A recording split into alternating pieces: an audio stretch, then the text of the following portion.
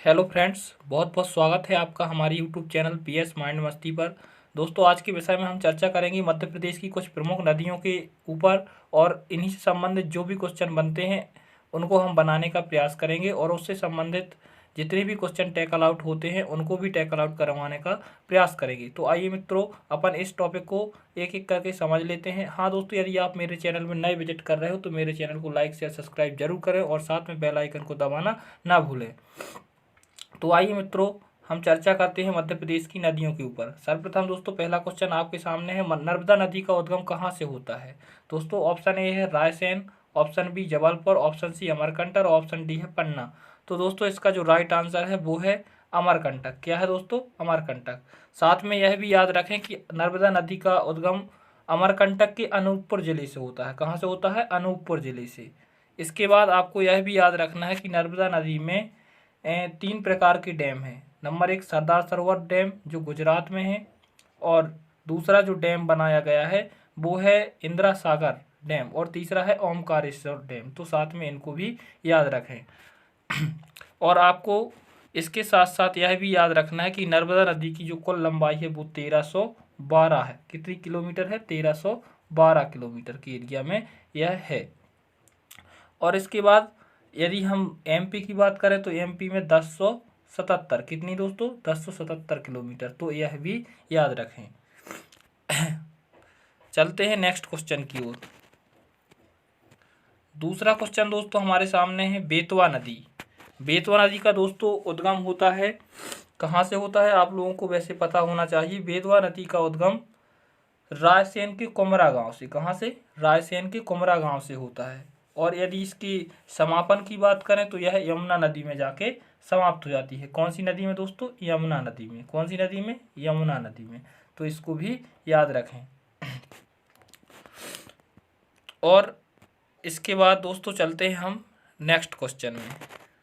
Question क्रमांक 3, ताप्ती नदी का उद्गम कहाँ से होता है। Option A Betul, option B Khargone, C Neemuch और डी इंदौर। तो दोस्तों इसका जो राइट आंसर है वो है बेतौल। बेतौल के यहाँ एक मुल्ताई पहाड़ी है। कौन सी दोस्तों? मुल्ताई। तो इस मुल्ताई पहाड़ी से ही इसका उद्गम होता है। कौन सी नदी का दोस्तों? ताप्ती नदी को। और यह जाके खंबात की खाड़ी में गिरती है। कहाँ दोस्तों? खंबात की खाड़ी में। तो आपको इसके साथ साथ इनको भी याद रखना है। और दोस्तों एक बात और, ताप्ती को सूर्यपुत्री के नाम से भी जाना जाता है। कौन सी नदी के नाम से? सूर्यपुत्री। तो इसको भी साथ में याद रखें। और दोस्तों इसकी जो कुल लंबाई है यह भी मैं आप लोगों को बता देता हूँ। इसकी कुल लंबाई है 724 किलोमीटर। कितनी दोस्तों? 724 किलोमीटर। तो दोस्तों इसको भी याद रखें। चलते हैं नेक्स्ट क्वेश्चन की ओर। चंबल नदी। चंबल नदी का उद्गम दोस्तों कहाँ से होता है? आपके सामने ऑप्शन दिए गए हैं, जानापाव पहाड़ी से, मुल्ताई पहाड़ी से, अमेजन पहाड़ी से, इनमें से कोई नहीं। तो दोस्तों ये जानापाव पहाड़ी इसका राइट आंसर है। जानापाव पहाड़ी कहाँ पड़ती है? इंदौर की महू। कहाँ पे दोस्तों? इंदौर के महू।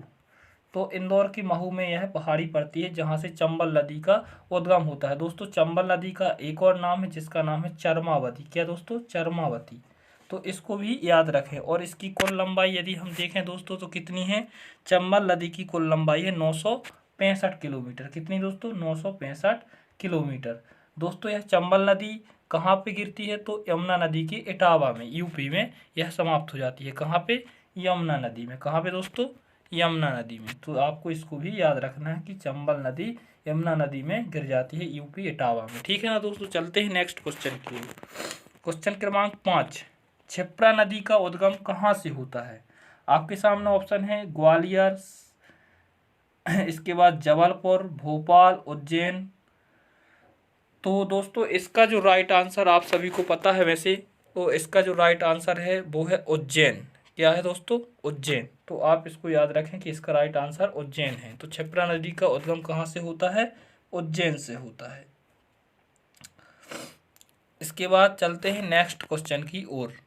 नेक्स्ट क्वेश्चन है दोस्तों सोन नदी। सोन नदी का उद्गम कहाँ से होता है? ऑप्शन आपके सामने है अमरकंटक, जबलपुर, कटनी, पन्ना। तो दोस्तों जो सोन नदी है इसका भी उद्गम कहाँ से होता है? जहाँ से नर्मदा नदी का उद्गम होता है, अर्थात अमरकंटक के अनूपपुर से होता है। कहाँ से होता है? अमरकंटक के अनूपपुर से। ठीक है दोस्तों, और यह समाप्त कहाँ होती है? गंगा नदी में। कहाँ पे गिर जाती है? गंगा नदी, बिहार के निकट पटना में यह गिर जाती है। कहाँ पे? पटना में। कौन सी नदी में? गंगा नदी में। तो इसको भी याद रखें। दोस्तों इसमें एक और ख़ास बात याद रखना है सोन नदी में।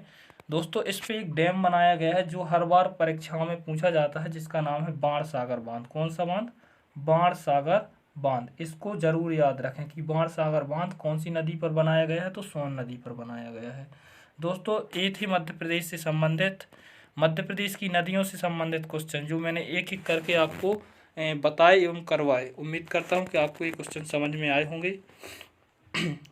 यदि दोस्तों वास्तव में ये क्वेश्चन आपको समझ में आए हैं तो मेरे चैनल PS माइंड मस्ती को लाइक करें, सब्सक्राइब करें और मित्रों में ज़रूर शेयर करें। तब तक के लिए नमस्कार, जय हिंद, वंदे मातरम।